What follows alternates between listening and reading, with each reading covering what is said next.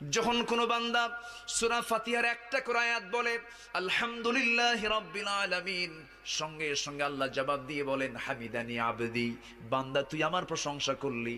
আর রহমানির রহিম যখন বলে আল্লাহ বলেন আসনা আলাইয়া আবদি। মালিক ইয়াউমিদ্দিন যখন বলে আল্লাহ বলেন মাজ্জাদানি আবদি। এরপরে যখন বলে ইয়াকা না'বুদু ওয়া ইয়াকা নাস্তাঈন পর্যন্ত যখন বলে আল্লাহ বলেন বান্দারে তুই আমার কাছে কি চাস, প্রাণ খুলে চারে বান্দা।